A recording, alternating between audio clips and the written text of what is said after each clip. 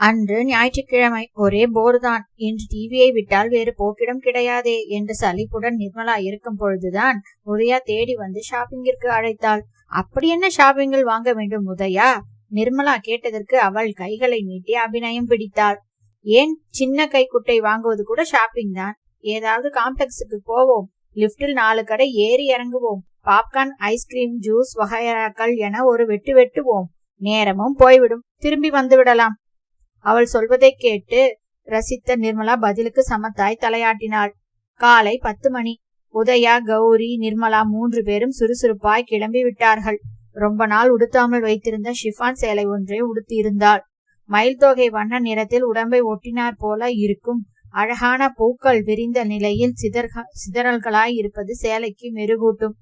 அதை கட்டிக்கொண்டு நளினமாய் வந்து நிற்க உதயா ஹேண்ட்பேக்கை தூக்கி கொண்டு வந்தவள், வாவ், தோகை விரிக்காத மயில் ஒன்று இங்கு நிற்கிறதே, யாராவது பிடித்து கொண்டு போய்விட போகிறார்கள் என புகழ் சத்தம் கேட்டு கௌரியும் வந்துவிட்டாள்.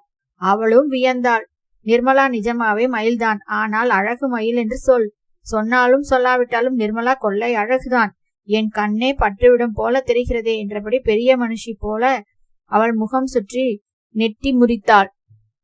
சும்மா இருங்கப்பா, நீங்கள் வைக்கும் ஐஸில் ஜலதோஷமே வந்துவிடும் என போலியாய் விலகுவது போல விலகி கைதட்டி சிரித்தாள் நிர்மலா. மற்ற இருவரும் சுடிதாரில் இருந்ததாலோ என்னவோ அவர்களை விட சேலையில் இருந்த நிர்மலாவின் அழகு தூக்கி எடுக்கத்தான் செய்தது.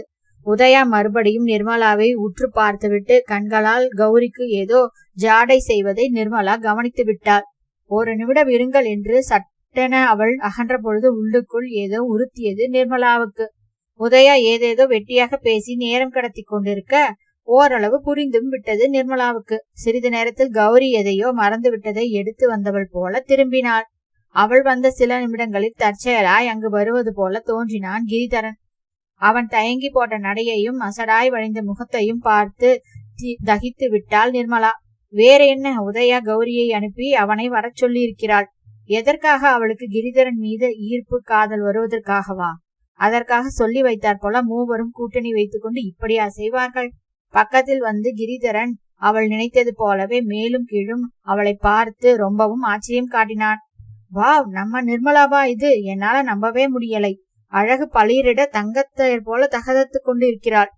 இது கூட இவனாக பேசுகிறானா, இல்லை இதையும் உதயா சொல்லி கொடுத்து பேச சொல்லி இருக்கிறாளா என நினைப்பு வர நிர்மலா சிரித்தே விட்டாள்.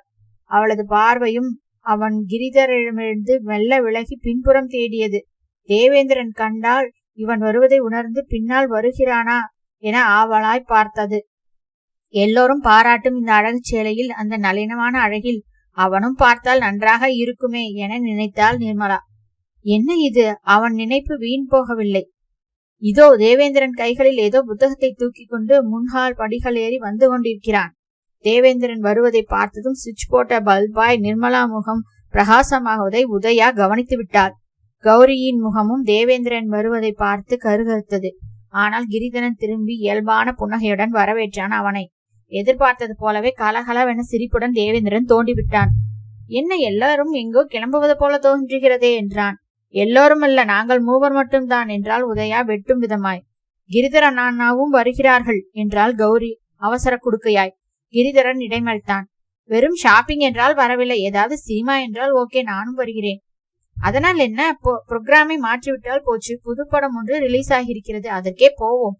கௌரி பேசியபடியே மற்ற இருவரையும் பார்க்க உதயா தலையாட்டினாள். நிர்மலாவின் பார்வையோ தேவேந்திரன் பக்கம் சென்றது. அது புரிந்ததாலோ என்னவோ உதயாவே, தமிழையா சினிமா படங்கள் எல்லாம் பார்க்க மாட்டார், அவருக்கு நிறைய வேலை இருக்கும், நாங்கள் கூப்பிட்டால் எல்லாம் வரமாட்டார், அப்படித்தானே சார் என்றால் கீழியாய். ஆனால் தேவேந்திரனோ, நீங்கள் இவ்வளவு விரும்பி கூப்பிடும் பொழுது வராமல் இருப்பேனா? கண்டிப்பாக வருகிறேன் என்றான் அவளை ஆச்சரியப்படுத்தும்படி. தேவேந்திரனின் பதிலில் உதயாவின் முகமோ சுருங்க நிர்மலா முகம் சூரியகாந்தியாய் மலர்ந்தது. தேவேந்திரன் அவள் பக்கம் திரும்பி அவளை மேலும் கீழும் நிதானமாய் பார்த்துவிட்டு திரும்பியது ஒருவித திருப்தியை ஏற்படுத்தியது நிர்மலாவிற்கு. ரசித்திருப்பானா, ஆனால் ஒன்றுமே சொல்லவில்லையே என நினைத்தாள். எல்லோரும் கிளம்பி வெளியே வந்து ஆட்டோ பிடித்து ஏறுகையில் அவள் ஆட்டோவின் விளிம்பு பகுதி ஓரமாய் உட்கார்ந்து விட மயில் தேவதையே பார்த்து ஊர்தி அசைகையில், நீ கீழே விழுந்து விடக்கூடும் என்றான் சுத்த தமிழில். எல்லோரும் கொல்லென சிரிக்க உதயா, ஐயோ தமிழையா, ரம்பத்தை எடுத்து விட்டாரே என மறுபடியும் சிரிப்பலை பரவியது. அதை ரம்பம் என்று சொல்லக்கூடாது, கூருளி என்றே சொல்ல வேண்டும் என்று திருத்தினான் தேவேந்திரன். சரி ஐயா, அந்த கூருளியை அடிக்கடி எங்கள் மீது உபயோகித்து கூர்மையை தயவு செய்து சோதிக்காதீர்கள் ஐயா. மங்கையே, உன் வேண்டுகோளை தேவேந்திரன் மன்னர் ஏற்றுக்கொண்டார். பயம் நீங்குவாயாக. தேவேந்திரன் வேண்டுமென்றே நீட்டி இறக்கி ஏற்றி சொல்லி நகைக்க நகையொலி தொடர்ந்தது. இப்படியே பேச்சும் சிரிப்புமாய் தியேட்டரை அடைந்து விட்டார்கள். புது திரைப்படம் என்றாலும் கூட்டம் சுமாராகவே இருந்தது. கிரிதரனும் தேவேந்திரனும் உள்ளே போய் டிக்கெட் எடுத்து வர எல்லோரும் நுழைவு பகுதியை நோக்கி நடக்க ஆரம்பித்தனர். நிர்மலாவிற்கு சிறு வயதிலிருந்து படம் பார்த்து பழக்கம் இல்லாததால் சினிமா பார்ப்பதில் அவ்வளவு நாட்டமும் கிடையாது. எப்போதாவது பக்கத்து வீட்டு தோழிகளுடன் அபூர்வமாய் சென்று விட்டு வருவதுண்டு. அப்படி வந்தாலும் தியேட்டரை விட்டு வெளியே வருகையிலே பயங்கர தலைவலி ஒன்று ஒற்றை தலையில் தாங்கி பிடித்தவாறுதான் வருவாள். வீட்டிற்கு வந்தவுடனேயே இஞ்சி துண்டு ஒன்றை அம்மியில் அரைத்து தட்டி தலையில் தேய்த்தவாறு சிறிது நேரம் படுத்து விடுவாள். அந்த பயங்கர தலைவலி வந்துவிடும் என்ற நினைப்பிலே அப்படியே சினிமா போகும் எண்ணத்தையே அவள் அடியோடு விட்டு விட்டதும் உண்டு. சொல்ல போனால் இன்று உதயா முதலிலேயே சினிமா என்று சொல்லியிருந்தால் வரவில்லை என்றும் மறத்திருப்பாள் நிர்மலா. ஆனால் தேவேந்திரன் வருகிறான் என்றதும் அவளது தலை தானாக சம்மதித்து ஆடியது. ஏனெனில் தியேட்டரில் அவள் பார்க்க போவது சினிமா படத்தையா? இல்லையே, தேவேந்திரனைத்தானே. தியேட்டரினுள் நுழைந்து மெல்லிய இருட்டில் சீட்டை தேடி எல்லோரும் அமரப்போனார்கள். முதலில் கௌரி உட்கார, அவளை அடுத்து கிரிதரன் உட்கார, பக்கத்தில் உதயா உட்கார போனாள். உட்கார போனவள் சட்டென சுதாரித்து நிர்மலாவை பிடித்து இழுத்து அந்த சீட்டில் கிரிதரன் பக்கத்தில் நீங்க உட்காரென உட்கார்த்தியும் வைத்தாள். அடுத்து அவள் உட்கார்ந்து கொண்டு தேவேந்திரனை மறுசாரில் உட்காரச் சொன்னாள். தேவேந்திரன் தன் பக்கத்தில் உட்கார போவான் என நினைத்த நிர்மலா உதயா நுழைந்து சட்டென மாற்றிவிட்டது எரிச்சலை கிளப்பியது அவளுக்கு. அதைவிட கிரிதரன் பக்கத்தில் தான் உட்கார வேண்டும் என திட்டமிட்டு ஜோடி சேர்க்க முயல்வது ஆத்திரமாகவும் வந்தது. எப்படி இதை தடுக்க என எண்ணியவள் படம் தொடங்கிய சிறிது நேரத்தில் வேறொரு ஐடியா செய்தாள். ஐயோ உதயா, எனக்கு மறைக்கிறது, நீங்க வாயேன் என்றபடி சட்டென்று எழுந்து உதயாவை தன் இறக்கைக்கு மாற்றினாள். தேவேந்திரன் பக்கத்தில் போய் உட்கார்ந்து கொண்டாள். படத்தை விட உதயாவும் கௌரியும் என்ன செய்வது என கையை பிசைந்தபடி தவித்ததை ரொம்பவும் ரசித்தாள் நிர்மலா.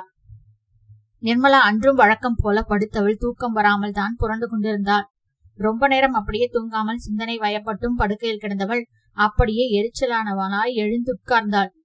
தற்செயலாய் பார்வையை ஜன்னல் பக்கம் செலுத்த தூரமான இடது புற ஓரமாய் இருக்கும் உதயாவின் ரூமில் லைட் எரிந்து கொண்டிருப்பது தெரிந்தது. மணியை பார்த்தாள். இரவு 10 மணி. இவ்வளவு நேரமா உதயா தூங்காமல் இருக்க மாட்டாளே? டானென்று 9 மணிக்கே படுத்து விடுவாளே? யோசனை தாக்க வெளியே வந்தவள் மெல்ல உதயாவின் ரூமை நோக்கி நடந்தாள்.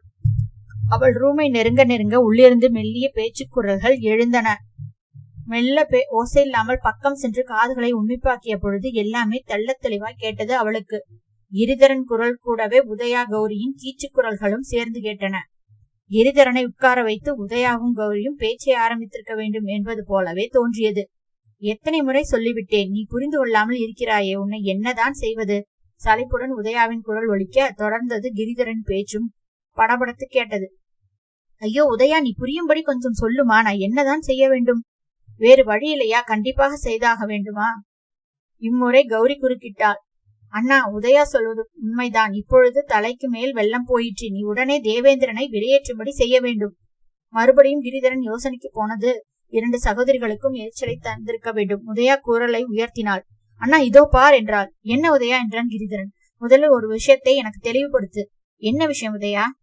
உண்மையிலேயே உனக்கு நிர்மலாவை பிடித்திருக்கிறதா? அவளை நீ விரும்புகிறாயா? பிடித்திருக்கிறது, விரும்புகிறேன் என்றான் கிரிதரன் அழுத்தமான குரலில். அதாவது உங்களுக்கு உண்மையிலேயே நிர்மலா மீது விருப்பம் இருக்கிறது. எங்களுக்காக இப்படி சொல்லவில்லையே. உண்மையாகத்தான், நிஜமாகத்தான் சொல்கிறேன். மேலும் நிர்மலா மீது கொஞ்சம் இருந்த ஈடுபாடு இப்பொழுது அதிகரித்தது. 100% மாறிவிட்டது. மேலும் நிர்மலா இதை இல்லாத வாழ்க்கை என்றே என்னால் நினைத்து கூட பார்க்க முடியவில்லை. அந்த அளவுக்கு ஏறக்குறைய நிர்மலா மேல் நான் பைத்தியமாகவே ஆகிவிட்டேன் என்றான் கிரிதரன். கிரிதரன் சொன்ன ஒவ்வொரு வார்த்தையும் கேட்டுக்கொண்டிருந்த நிர்மலாவுக்கு இடி இறங்கியது போல இருந்தது. இந்த கிரிதரனை எப்படியெல்லாம் ஜென்டிலாக நினைத்திருந்தோம். இன்று எதோ ரோமியோ போல அல்லவா உளர ஆரம்பித்து விட்டான். அவள் திகைத்து ஸ்தம்பித்து நிற்க, அதைவிட கிரிதரனின் பேச்சுக்கு பதிலாய் உதயா கூறியது அவளை அதிர்ச்சியின் எல்லைக்கே கொண்டு போனது. அண்ணா, உன் நிலைமை எனக்கு புரிகிறது. எதற்கும் கவலைப்படாதே. உன்னை போலத்தான் நாங்களும் எப்படியும் இந்த வீட்டு நிர்மலாவை இந்த வீட்டு மருமலாக்கி விட வேண்டும் என குறியாயிருக்கிறோம். எங்கள் இருவருக்கும் நிர்மலாவை ரொம்பவும் பிடித்திருக்கிறது. அந்த தேவேந்திரன் அவளை லேசாய் தட்டிச் சென்று விடக்கூடாது என்றே பயப்படுகிறோம். மேலும் நீ அந்த தேவேந்திரனை சாதாரணமா எடை போடாதே. அவன் பேச்சாலே நிர்மலாவை 50% மயக்கை வளைத்து விட்டான். இனியாவது நாம் சுதாரித்துக் கொள்வோம். தேவேந்திரனை விரட்டி விடுவோம். நீ சொல்வது எனக்கு நன்றாக புரிகிறது உதயா. ஆனால் அவன் என்னுடைய நண்பன். அவனை நான் அவ்வளவு எளிதாக முகத்தடி அடித்தாற் போல சொல்லி வெளியேற்ற முடியாது. அவன் நம்பும்படி எதுவாவது வலுவான காரணத்தை சொல்ல வேண்டுமே என்றான் கிரிதரன். கௌரி அவசர குறுக்காய் மறுபடியும் குறுக்கிட்டு தெரிந்தது. இதெல்லாம் கொஞ்சம் கொஞ்சம் யோசிக்க கூடாது. அண்ணா சும்மாவாகவே முகத்தில் அடித்தார் போது சொல்லியது வெளியேற்றி விட வேண்டும். உதயா மீண்டும் பேசினார். இல்லை கௌரி, அந்த தேவேந்திரன் சரியான மூளைக்காரன். அவனை அண்ணா சொல்வது போல சந்தேகம் வராதபடி பக்குவமாய்த்தான் டீல் செய்ய வேண்டும். நாம் கோபப்பட்டாலோ இல்லை ஆத்திரப்பட்டு நடந்து கொண்டாலோ அதை அப்படியே போய் நிர்மலாவிடம் சொல்லி நம்மேல் வெறுப்பும் வரும்படி அவன் செய்து விடுவான். நீ சொல்வது சரிதான். அப்படியானால் ஏதாவது திட்டம் போடுவோம். திட்டம் போட்டு அந்த தேவேந்திரனை வெளியேற்றுவோம். என்ன திட்டம் என்றான் கிரிதரன். உதயா கொஞ்ச நேரம் மௌனத்திற்கு பிறகு பேசுவது கேட்டது. ஒரே ஒரு திட்டம்தான். எப்படியாவது நிர்மலாவுக்கு பிடிக்காததை, நிர்மலாவுக்கு எச்சரிட்டும் ஒன்றை அவனை செய்ய வைக்க வேண்டும். அப்படி செய்தால் நிர்மலா அவனை வெறுத்து விடுவாள். அவனும் இங்கு இருக்க முடிக்காமல் ஓடி விடுவான். அதற்கு நாம் என்ன செய்ய வேண்டும்? தெரியவில்லை, யோசிப்போம். அதன் பின்பு அங்கு கொஞ்ச நேரம் மௌனம் நிலவ, அத்துடன் அவர்கள் பேச்சை நிறுத்திவிட்டு யோசிப்பது தெரிந்தது. அதற்கு மேல் அங்கு நின்று பேசுவதை கேட்பது சரியல்ல என்று நிர்மலாவுக்கு தோன்றியதால் மெல்ல திரும்பி வந்தது போலவே ஓசையில்லாமல் தன் இடத்திற்கு நடந்தாள். அப்படி நடந்தவள் 2 எட்டு எடுத்து வைத்ததுமே அப்படியே திகைத்து நின்று விட்டாள்.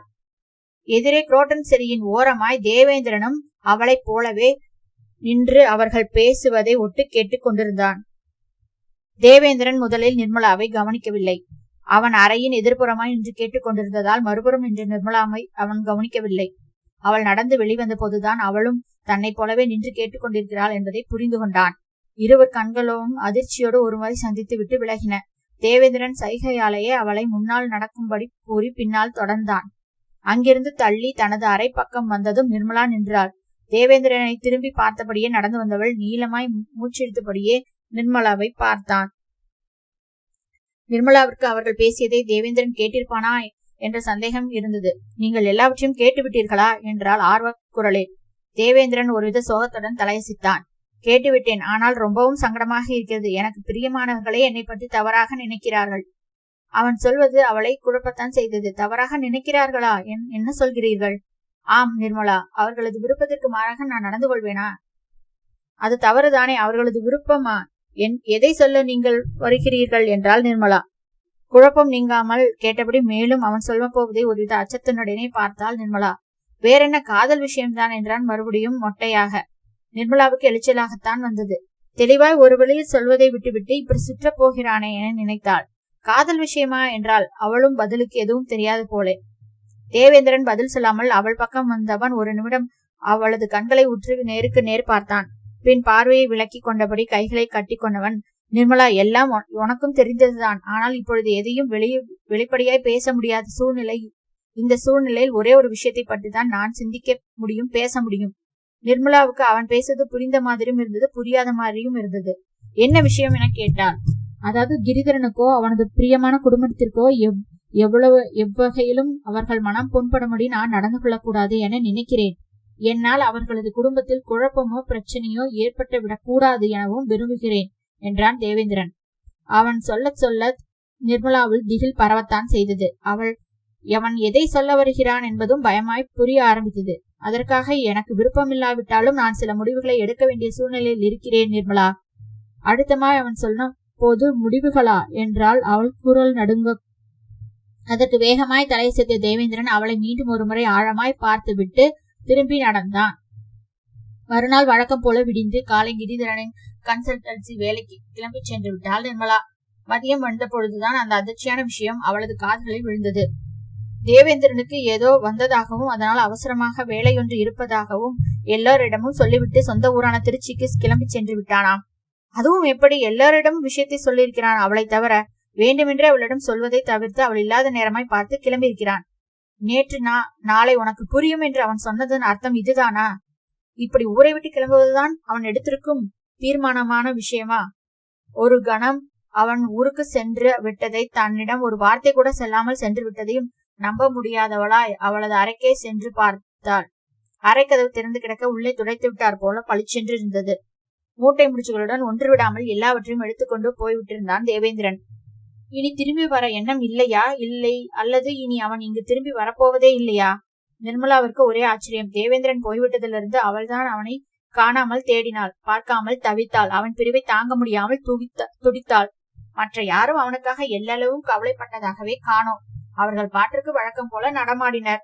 உதயாவும் கௌரியும் தேவேந்திரன் ஊருக்கு போய்விட்டாரா, பாவம் அவருக்கு என்ன அவசர வேலையோ என பெரிதாய் சூழ் கொட்டி வருத்தப்படுவதை போல முகத்தையும் வைத்துக் கொண்டனர். ஆஹா, நல்ல நடிப்பு என உள்ளுக்குள் பற்களை கடித்தாள் நிர்மலா. என்னென்னவோ பிளான் போட்டு தேவேந்திரனை விரட்டாத குறையா அனுப்பிவிட்டு ஒன்றும் தெரியாதது போல பேசுகிறார்களே என வியக்கவும் செய்தாள் நிர்மலா. கிரிதரனிடம் கூட கேட்டாள் நிர்மலா. அவனும் கிளிப்பிள்ளையாய் அதே பதிலையைத்தான் சொன்னான். தேவேந்திரனுக்கு அவசரமாய் ஏதோ சொந்த வேலை, அதான் சென்று விட்டான் என்றான் மொட்டையாக. அப்படி என்ன சொந்த வேலை, உங்களிடம் கூட சொல்லவில்லையா? சொல்லவில்லை என கைகளை விரித்தான் கிரிதரன். நீங்கள் அவரை தடுக்கவில்லையா என்றாள். சொல்லி பார்த்தேன், கேட்கவில்லை என்றான். அவன் அதற்கும் விட்டேற்றியாய். ஆராய்ச்சி படிப்பு வேறு, இதனால் தடைப்பட்டு விடுமே. நிர்மலா கேட்டதற்கு கிரிதரன் சிரித்து அவளுள் எரிச்சலை கிளப்பினான். ஆராய்ச்சி படிப்பை பற்றி தேவேந்திரனை கவலைப்படவில்லை, நான் ஏன் கவலைப்பட வேண்டும்? அதை இந்த வருடம் முடிக்கவில்லை என்றால் அடுத்த வருடம் தோடுவான். கிரிதரன் அசால்ட்டாய் ஒருவித அலட்சியத்துடன் தேவேந்திரன் பற்றி பேசுவதாய் நிர்மலாவுக்கு பட்டது. என்ன இருந்தாலும் இவனும் உதயா கௌரியுடன் சேர்ந்து கொண்டு நண்பன் என்றும் பாராமல் தேவேந்திரனை விரட்ட துணிந்தவன் தானே. சொல்ல போனால் இவனுக்கும் உதயா கௌரிக்கும் எல்லாம் தேவேந்திரன் வீட்டை விட்டு சென்று விட்டது பெரும் நிம்மதிதான். மனதிற்குள் குதூகலம்தான். அவர்கள் திட்டம் போடாமலேயே தேவேந்திரனை விரட்டி விட்டார்களே, இனி என்ன செய்ய போகிறார்கள்? தேவேந்திரன் இல்லாததால் அவன் நினைப்பு வராது, மறந்து விடுவேன் என்று நினைத்தார்களா? கிரிதரனை கொண்டு அவனுடன் மேலும் பழகச் செய்ய மயக்க பார்ப்பார்களா? நிர்மலா இப்படி விளையாட்டாய் நினைத்தாலும் நிஜமாகவே அப்படித்தான் நடந்தது. கிரிதரன் மறுநாளை தமிழ் பாடங்கள் எனக்கும் தெரியும், நானே மதியம் உனக்கு பாடம் எடுக்கிறேன் என தேவேந்திரன் விட்ட தமிழ் பாடங்களை அவளுக்கு கிளாஸ் எடுக்க ஆரம்பித்து விட்டான். என்னடா இது வம்பு என நிர்மலா துடிப்பாய் நினைத்தவள் ஏதேதோ காரணங்களை சொல்லி தவிர்க்க பார்த்தாள். ஆனால் கௌரி தினமும் வந்து அவளை இழுக்காத குறையாய் கிளாஸுக்கு அழைத்து சென்றாள். நீ வேண்டுமானால் பாரேன், கிரிதரன் அண்ணா தமிழில் ரொம்பவும் கெட்டிக்காரர், தேவேந்திரனை விட விஷயம் அறிந்தவர், நன்றாக பாடம் நடத்துவார் என்ற போது நிர்மலா அவளை முறைக்கவை செய்தாள். தேவேந்திரன் தமிழில் எம்ஏ முடித்தவர், அவரை விடவா என வேண்டுமென்று சண்டைக்கு போகாத குறையாய் கேட்டாள். கௌரி அதற்கும் விளக்கம் கொடுத்தாள். படிப்பு வேண்டுமானால் தேவேந்திரன் படித்திருக்கலாம், ஆனால் மனதில் புரிகிற மாதிரி பாடங்களை விளக்குவது கிரிதரன் கெட்டிக்காரர் என்றாள், கிரிதரனை விட்டு கொடுக்காமல். இப்படி கௌரி கிரிதரனை தலையில் வைத்து கூத்தாடாத குறையாய் உயர்த்தி உயர்த்தி பேசுவது நிர்மலாவை ரொம்பவுமே எரிச்சல் படுத்தியது. இப்படி ஜம்பம் அடிக்கும் அவளுக்கு நன்றாக ஒரு குட்டு வைத்து அவளையும் எரிச்சல் படுத்த நினைத்தாள் நிர்மலா. கிரிதரனை பற்றி இவ்வளவு பேசுகிறாயா கௌரி? என்றாவது அவர் சிரிப்பதை நீ பார்த்திருக்கிறாயா? லேசாக பார்த்து ஒரு சின்ன புன்னகை புரியவே காசு கேட்பார் போல அல்லவா அவரது குணமும் இருக்கிறது. நிர்மலா கேள்வியை கண்டு புருவம் உயர்த்திபடி நிலைத்தான் செய்தாள் கௌரி. அது வேறொன்றும் இல்லை, அவரது முகவாவது அப்படி, அதை நாம் தவறாக எண்ணக்கூடாது. ஆனால் நீ பார்த்ததே இல்லையே, வேண்டிய பொழுது கிரிதரன் சிரிக்கத்தான் செய்வார். அவள் இன்னமும் விட்டு கொடுக்காமல் கிரிதரனை பேசுவதை கண்டு நிர்மலாவுக்கு சிரிப்பே வந்துவிட்டது. ஆமா ஆமா, வேண்டிய போது கையினால் கீச்சம் காட்டினால் சிரிக்கத்தான் செய்வார், அப்படித்தானே? நிர்மலா சொல்லியது போது அவள் தன்னை கேலி செய்கிறார் என்பதை உணர்ந்தாள் கௌரி. அட நிர்மலா, நீயா இப்படி எல்லாம் பேசுகிறாய்? எனக்கு ஆச்சரியமாக இருக்கிறதே, என்னால் நம்ப முடியாமல். உள்ளபடி கௌரி சொன்னது போல நிர்மலா இப்படியெல்லாம் பேசுவது வியப்பான விஷயம். பொதுவா இப்படி பதிலுக்கு பதில் கொடுத்து கோபப்படுவதோ கேலி செய்வதோ அவளது சுபாவம் அல்லவே. ஆனால் கேலி இப்பொழுது தேவேந்திரனை கௌரி வேண்டுமென்றே மட்டம் தட்டி பேசுவதை கேட்கும் பொழுது அவளை அறியாமல் பொசுக்கன அந்த கோபமும் எரிச்சலும் வருவதை உணர்ந்தாள். வழக்கம் போல துணிகளை உலர்த்த மாடிப்படி ஏற போனவள், இதுதான் சமயம், நிர்மலாவை சம்மதிக்க வைத்து விடலாம் என்ற குரல் கேட்டு அப்படியே நின்று விட்டாள். மெல்ல சுவர் விளிம்பு பக்கம் பார்த்தாள். கிணற்றடி சுவர் பக்கமாய் அந்த மூவரின் கூட்டணி, உதயா, கௌரி, கிரிதரன். அதே போல கிசுகிசுப்பு பேச்சு. இப்படி ஒவ்வொரு முறையும் ஏதோ உளவாளி போல பேச்சுகளை ஒட்டு கேட்பது தவறு, அது அநாகரிகமான செயல் என மனம் உறுத்த ஒரு நிமிடம் தயங்கி நின்றாள். மறுகணமே எதிரான எண்ணம் ஒன்று கிளம்பி ஓடியது. ஒட்டு கேட்பது தவறு என்பது போல அவர்கள் இப்படி கிசுகிசு பேசுவதும் தவறுதானே. ஒருவரை பழி வாங்குவது போல ரகசியமாய் திட்டம் தீட்டுவதும் அநாகரிகமான செயல்தானே. அவர்கள் இப்படி தரம் தாழ்ந்து செய்யும் பொழுது அதை முறியடிக்க இப்படி ஒட்டு கேட்டு விஷயத்தை அறிவதில் தப்பில்லை தானே என மனது தைரியம் பெற மெல்ல ஓசைப்படாமல் அதே இடத்தில் என்று காதுகளை தீட்டினாள். வழக்கம் போல உதயாவின் குரல்கள் தான் கணீர் என்று முதலில் ஒலித்தது. இதுதான் சமயம், நிர்மலாவை சம்மதிக்க வைத்து விடலாம், புரிந்து கொள்ளுங்கள் என்று சொல்லிக் கொண்டிருந்தாள் உதயா. எதை வைத்து இவ்வளவு உறுதியாய் சொல்கிறாய் கேட்டவள் கௌரி. ஒன்றை கவனித்தாயா? இப்போதுதான் நிர்மலா கன்சல்டன்சி, மதியம் தமிழ் வகுப்பு என பல மணி நேரத்தை கிரிதரனுடைய கழிக்கிறாளே. அப்படி கழிக்க வேண்டிய சூழ்நிலையும் ஏற்பட்டு இருக்கிறது. ஆக இதுதான் அவள் மனதை மாற்ற சரியான சமயம். ஆமாம் ஆமாம், பாதி நேரம் நிர்மலா என்னுடன் தான் இருக்கிறாள். நானும் அவளை பார்த்து கொண்டுதான் இருக்கிறேன்.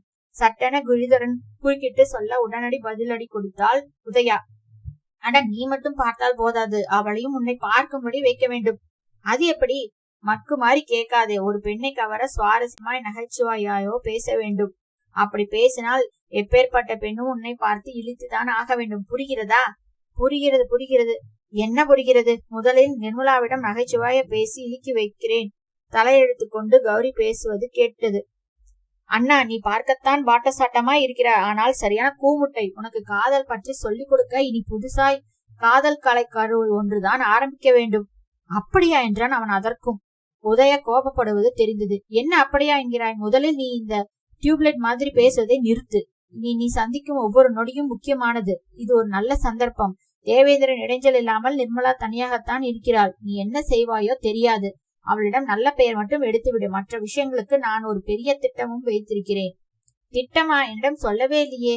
சொல்கிறேன் கௌரி, நிர்மலா விஷயத்தில் நாம் மட்டும் முயற்சி செய்தால் போதாது. பெரியவர்களை விட்டு வேறு விதமான முயற்சியையும் ஆரம்பித்து விட வேண்டும். பெரியவர்களை வைத்தா? ஆம், நம் வீட்டு பெரியவர்கள், அதாவது நம் அம்மா பெரியம்மா அவர்களை வைத்து நிர்மலாவின் தந்தையிடம் கிரிதரனுக்கு நிர்மலாவை கட்டி கொடுப்பது பற்றிய பேச்சை ஆரம்பித்து விடுவோம். அவர் சதாசிவம் மாமா நல்லவர். பெரியம்மாவும் அம்மாவும் சொன்னால் தட்டவே மாட்டார். உடனே சம்மதித்து விடுவார். அவர் சம்மதித்து விட்டாலே போதுமே. நிர்மலாவுக்கு வேறு வழி இருக்காது. தேவேந்திரன் வேறு இங்கு இல்லை. அதனால் அவள் சாக்கு போக்கு சொல்லாமல் சம்மதம் சொல்லித்தான் ஆக வேண்டும். உதயா முடிக்கவில்லை. சூப்பர் பிளான், அருமையான திட்டம். கௌரியும் கிரிதனும் குதிக்காத குறையாய் உற்சாக குரலில் சொல்வது கேட்டது. உதயா, உன் திட்டம் பிரமாதம். ஆனாலும் நீ இவ்வளவு புத்திசாலியா இருப்பாய் என நான் கொஞ்சமும் எதிர்பார்க்கவில்லை. Really you are very great. Giridharan உதயாவுக்கு புகழாரம் செய்ய அதையும் வெட்டினாள் அவள். இந்த புகழ்பாடும் பேச்சை, ஐஸ் வைக்கிற பேச்சை என்னிடம் காட்டாதே. நிர்மலாவிடம் போய் காட்டு. அவள் தான் உன் பேச்சில் மயங்கி விட வேண்டும். புரிகிறது உதயா, கண்டிப்பாய் செய்கிறேன். கிரிதரன் சொன்னதை கேட்டு மிகவும் உற்சாகமானவர்களாய் உதயாவும் கௌரியும் கைத்தட்ட ஆரம்பித்து விட்டனர். நடந்த பேச்சுக்கள் முழுவதையும் ஒட்டு கேட்டுக் கொண்டிருந்த நிர்மலா அட பாவிகளா என்பது போல வாயில் கை வைத்தபடி அதிர்ச்சியானாள். மறுநாள் விடிந்ததும் இதே சிந்தனையாய்த்தான் அலைந்தாள் நிர்மலா. எப்படியாவது கிரிதரனிடமிருந்து அந்த தேவேந்திரனின் முகவரியை, தொலைபேசி எண்ணை வாங்கிவிட வேண்டும் என்று. என்ன செய்ய என தீவிரமாய் யோசித்தாள். கிரிதரன் இனி ஒருபோதும் தரமாட்டான். நேர் வழியில் கேட்டு பிரயோஜனம் இல்லை. குறுக்கு வழியில் தான் வாங்க வேண்டும். அது எப்படி? அவள் யோசிக்க மின்னலாய் அந்த வழி புலப்பட்டது. கிரிதரன் இது போன்ற முகவரிகளையோ தொலைபேசி எண்களையோ ஒரு டைரியில் தான் எழுதி வைப்பது வழக்கம். அந்த டைரி மட்டும் கிடைத்து விட்டால் போதுமே. அந்த மஞ்சள் நிற டைரியை அவள் எப்போதும் வீட்டில் இருக்கும் அவனது அறையில் உள்ள பீரோவில் பத்திரப்படுத்தி வைப்பதை நிர்மலா பலமுறை கவனித்திருக்கிறாள்.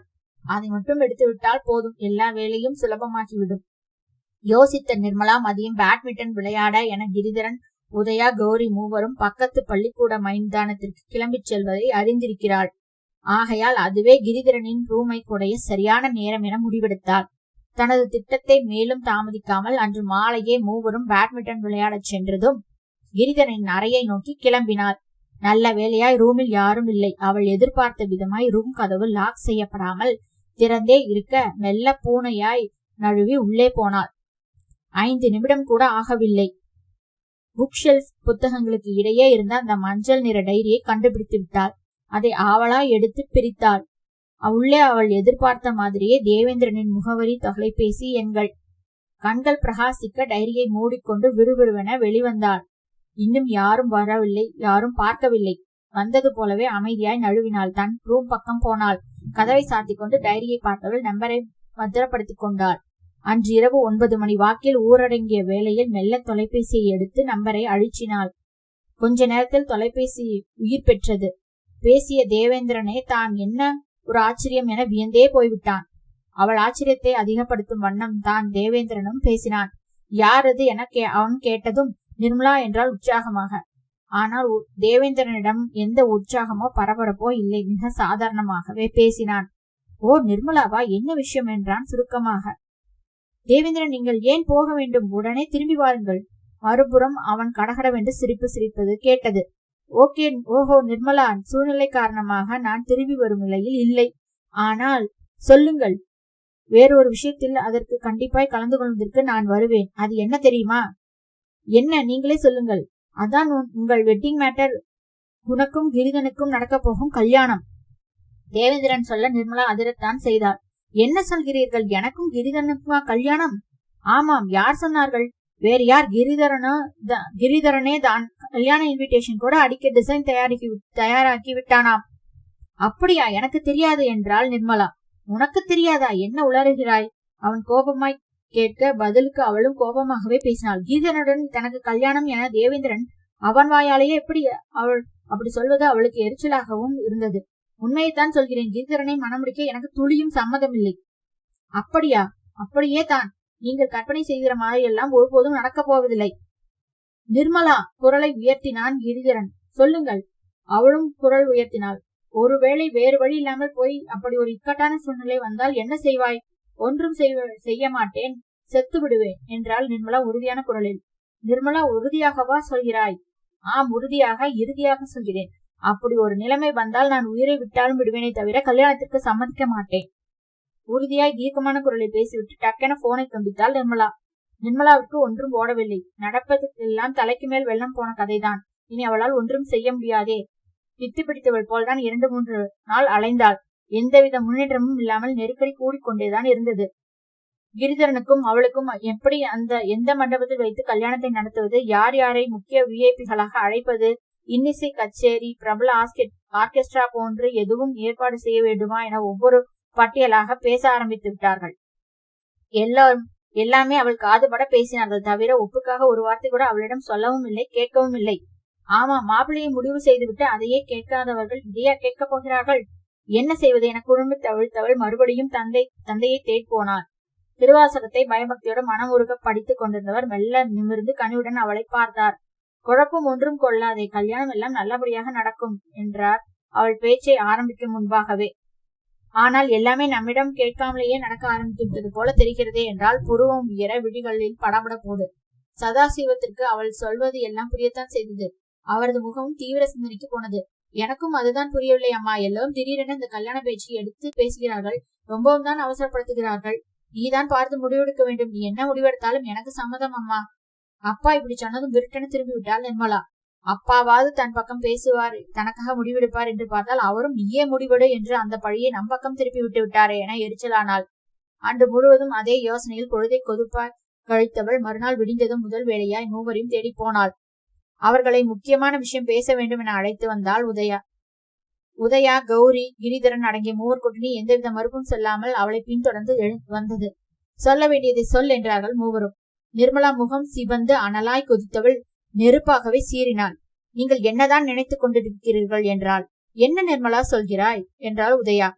புரியாதது போல பேசாதீர்கள். முதலில் நீ புரியும்படி பேசு என்றாள் கௌரி முன்னால் வந்து. யாரை கேட்டு இப்படி கல்யாண ஏற்பாடுகளை செய்கிறீர்கள்? சொல்லுங்கள். யாரை கேட்க வேண்டும் என்றால் உதயா மறுபடியும் குரலை உயர்த்தி. யாரை கேட்க வேண்டுமா? என்ன உளறல் இது? நான் தானே மணப்பெண். என்னை கேட்க வேண்டாமா? என் சம்மதம் வேண்டாமா? அதுதான் தெரிந்து கொண்டோமே. நீ கிரிதரனை விரும்புகிறாய், அவளை காதலிக்கிறாய். அதனால் தானே இந்த கல்யாண ஏற்பாடுகள். இல்லை இல்லை, இல்லவே இல்லை. நான் கிரிதரனை காதலிக்கவில்லை. நான் விரும்புவது தேவேந்திரனைத்தான். அவரைத்தான் காதலிக்கிறேன். அவரைத்தான் கல்யாணம் செய்து கொள்ள விரும்புகிறேன். என்ன, தேவேந்திரனையா? ஆமாம், தேவேந்திரனைத்தான் விரும்புகிறேன். குரல் உயர உச்சஸ்தாயில் கத்தியே சொன்னாள் நிர்மலா. மறு கணமே அந்த அதிசயம் நடந்தது. நிர்மலா கத்தலை கேட்ட மூவரும் திடுக்கிட்டு ஸ்தம்பிப்பதற்கு பதில் இருக்க விலகியவர்களாய் மென்மையாய் ஆரம்பித்து கடகடவென சிரிக்க ஆரம்பித்தார்கள். உதயா, கௌரி, கிரிதரன் எல்லோரும் சிரிக்க ஆரம்பித்தனர். அதுவும் அடக்க முடியாமல் விழுந்து விழுந்து சிரிக்கும் அளவிற்கு. நிர்மலா விழிகள் விரிய அதிசயித்து திகைக்கத்தான் செய்தாள். நான் சொன்ன விஷயங்களுக்கு கோபம் வந்து தாந்தூம் என குதிப்பார்கள் என பார்த்தால் எல்லோருமே சிரிக்கிறார்களே. மூச்சு வாங்க அவள் ஆவேசப்பட்டு பேசியது அவர்களுக்கு கடுகள வேணும் உரைக்கவில்லையே. என்ன ஆயிற்று இவர்களுக்கு? எருமை மாட்டின் மீது மழை பெய்ந்த கதையாய் திடீரென சொரணை இல்லாமல் போய்விட்டதா? அவள் திகைக்க அவள் வியப்பை மேலும் அதிகமாக்கியபடியே கௌரியும் உதயாவும் பக்கத்தில் வந்து அவளை தோளோடு தோள் அணைத்து பிடித்து கொண்டார்கள். மறுபடியும் அந்த விழுந்து விழுந்து சிரிப்பை தொடர்ந்தார்கள். சரிதான், நட்டு எதுவும் கலந்து விட்டதோ? ஆனாலும் ஒரே நேரத்தில் 3 பேருக்குமா கழறப் போகிறது?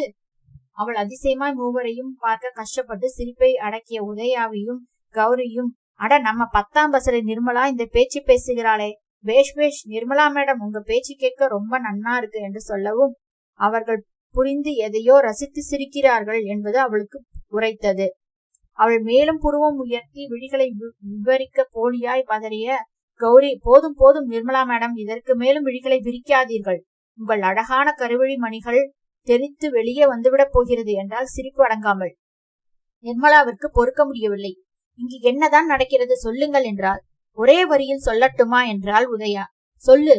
இங்கு இவ்வளவு நாள் நடந்தது எல்லாமே எங்களது கச்சித்தமான நடிப்பு. நடிப்பா? அதேதான். அந்த 4 எழுத்து நாவண்ணா டியண்ணா இப்பண்ணா பூவண்ணா, அதான் நடிப்பா? எதற்கு? எல்லாம் உன்னை சோதிக்கத்தான். உன்னுடைய உண்மையான மனதை அறிய நாங்கள் நடத்திய திருவிளையாடல் தான். அவர்கள் சொல்ல சொல்ல புரியாமல் நிர்மலாவுக்கு எரிச்சல் தான் வந்தது. என்ன உளறுகிறீர்கள் என்றால் மேலும் கோபமாய். கௌரி அவள் முன்னால் வந்து கை கட்டி மூக்கை பிடித்து கிள்ளினாள். கோபமெல்லாம் படக்கூடாது. சாந்தம் சாந்தம் மகாராணி. முதலில் உங்க பிரியமான மணாலனை ராஜகுமாரனை காட்டி விடுகிறேன். செங்கனலாய் கொழுந்துவிட்டு எரியும் உங்கள் கோபத்தையே அவர் இதமாக அணைக்கட்டும் என்றபடி கௌரி திரும்பி கிரிதரனை பார்த்தாள். அண்ணா, சஸ்பென்ஸ் போதும். நிர்மலா இதற்கு மேல் தாங்க மாட்டாள். ஒளிந்திருக்கும் நம் கதாநாயகரை உடனே வர சொல்லுங்கள். மணாலன் ராஜ்குமாரன் கதாநாயகன் ஒளிந்திருக்கிறானா? யார் அது? நிர்மலா திடுக்கிட்டு போய்த்தான் பார்க்க கிரிதரன் சஸ்பென்ஸ் இப்போது உடைகிறது என்றபடி கைகளை தட்டினாள். வாடா என் அருமை ராஜகுமாரா, ஒளிந்திருந்தது போதும். நீ போட்டியில் ஜெயித்து விட்டாய். நிர்மலா உன்னைத்தான் காதலிப்பதாய் வெளிப்படையாகவே சொல்லிவிட்டாள். கிரிதரன் சிரித்தபடி கத்தியதும் பின்னால் சுவர் மறைவு ஒன்றில் இருந்து வந்த உருவத்தை பார்த்து நிர்மலாவின் மூச்சே ஒரு கணம் நின்றுவிட்டது. வெளிவந்தது சாட்சாத் அவளது ராஜகுமாரன் தான், தேவேந்திரன் தான். ஐயோ, தேவேந்திரனா? அவர் எப்படி இங்கு? நம்ப முடியாத ஆச்சரியத்துடன் ஷாக்கெடுத்தது போல அவனை திரும்பி பார்த்து திகைப்பு விலகாமல் பக்கத்தில் ஓடினாள் நிர்மலா. பக்கத்தில் சென்று நம்பாமல் அவனை உற்று பார்த்தாள். கிள்ளிப்பா, நான் தேவேந்திரனான் என்றான் தேவேந்திரன். நீங்கள் இவ்வளவு நேரம் இங்குதான் ஒளிந்திருந்தீர்களா? இவர்கள் அப்படி சொல்கிறார்கள். அப்படியான ஊரிலிருந்து எப்போது வந்தீர்கள்? தேவேந்திரன் தனது இதழ் வைத்த புன்னகையை பெரிதாக்கினான். ஊருக்கு சென்றால் தானே திரும்பி இங்கே வருவதற்கு. நான் எங்கும் செல்லவில்லை. இங்கே இதே வீட்டில் கிரிதரன் ரூமில் ஒளிந்துதான் கிடந்தேன் என்றான் தேவேந்திரன். நீ போன் பேசும்போது கூட செல்போனில் பக்கத்து ரூமில் இருந்துதான் உன்னிடம் பேசினேன் என்றான் மொத்தமுமாய் அவளை அதிர வைத்தவாறு. என்ன, ஊருக்கு செல்லவில்லையா? கிரிதரன் ரூமில் தான் ஒளிந்து கிடந்தீர்களா? ஆமாம் கண்மணி, எல்லாமே ஒரே நடிப்பு. ஆனாலும் உன் கண்களில் படாமல் இந்த 15 நாட்களை இந்த வீட்டில் ஒளிந்தபடியே கடத்துவதற்குள் போதும் போதும் என்றாயிற்று. ஐயோ, ஒன்றுமே புரியவில்லையே. என்னை குழப்பு என்றுதான் எல்லோரும் குழப்புகிறீர்கள். தெளிவாக எனக்கு புரியும்படி சொல்லுங்கள் என்றாள் அவள் அதே தவிப்புடன்.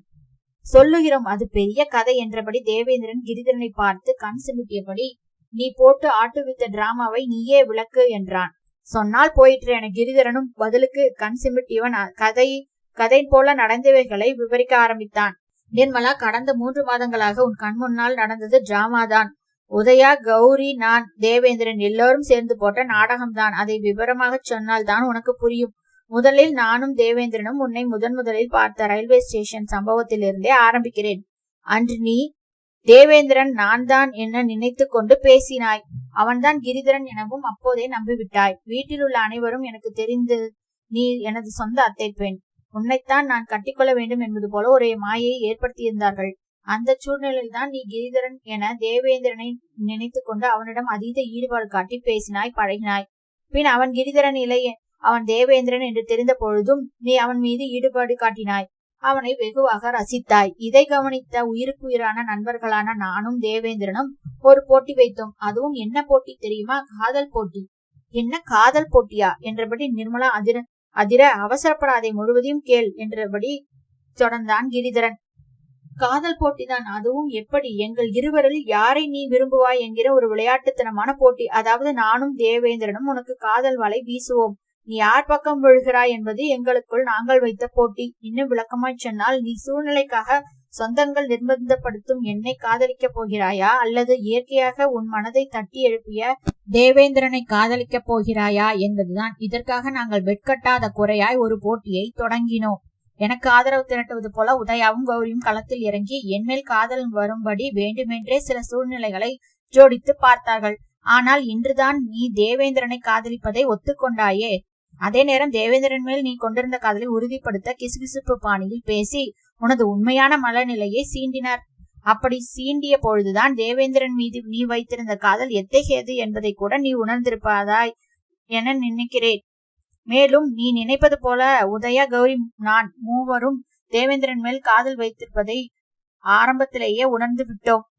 நாங்கள் அதற்கு எதிரியும் அல்ல. தேவேந்திரன் என் உயிர் நண்பன் மட்டுமல்ல, எங்கள் குடும்பத்து உறுப்பினர் மாதிரிதான் அவனும். அதே போல் உதயா கௌரிக்கும் அவன் தேவேந்திரனும் உடன்பிறவா அண்ணன்தான். நாங்கள் மூவரும் விளையாட்டுத்தனமாய் சீண்டி உன் காதலை ரசித்தோம்.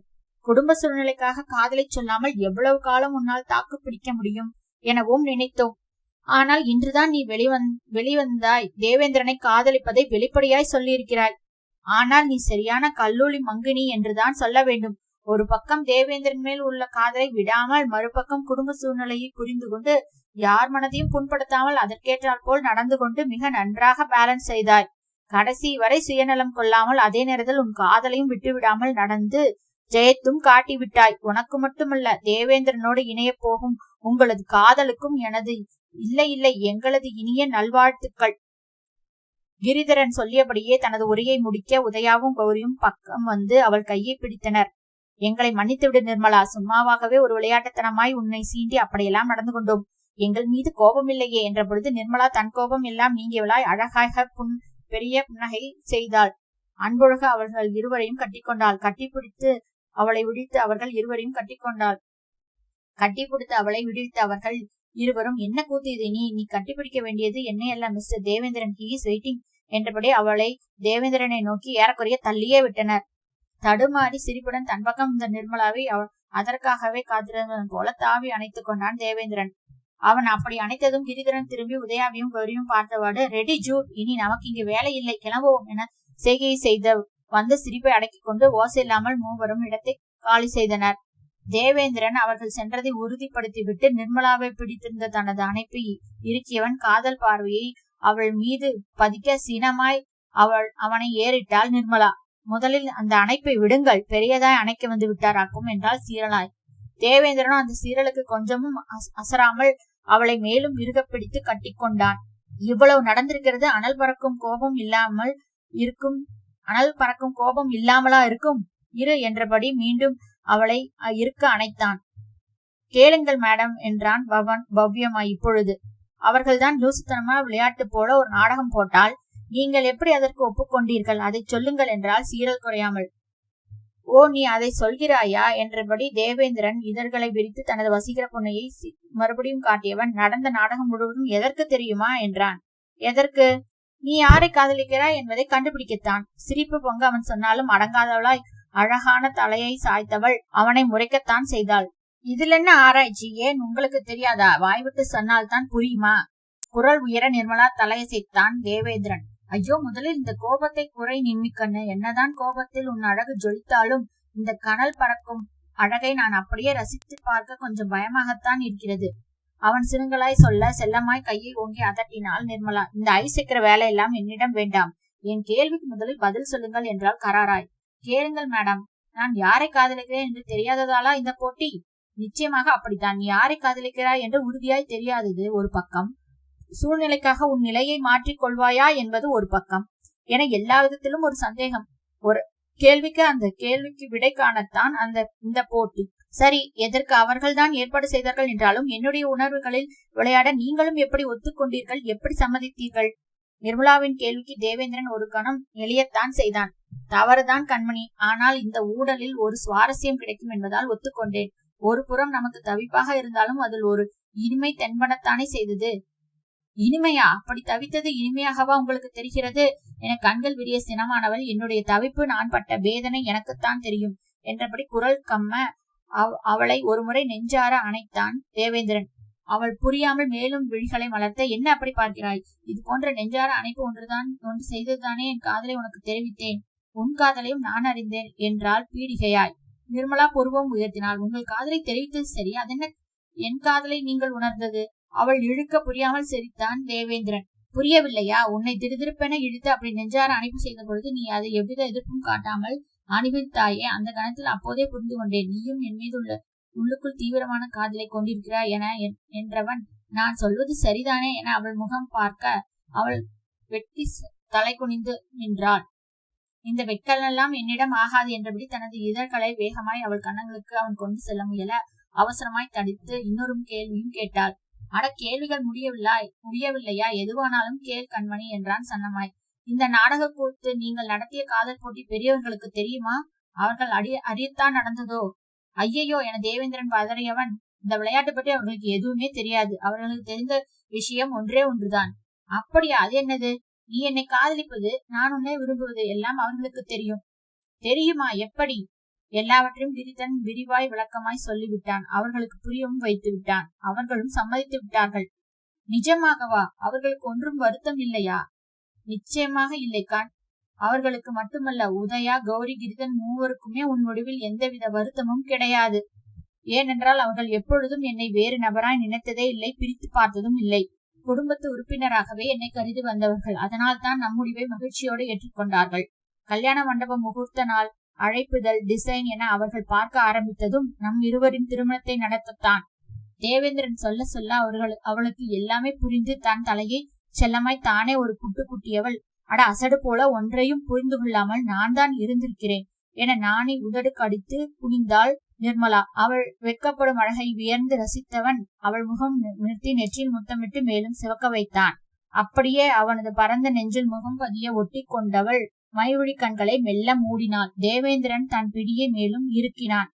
இனிமை கனவுகளில் இருவரும் சஞ்சரிக்க ஆரம்பித்தனர்.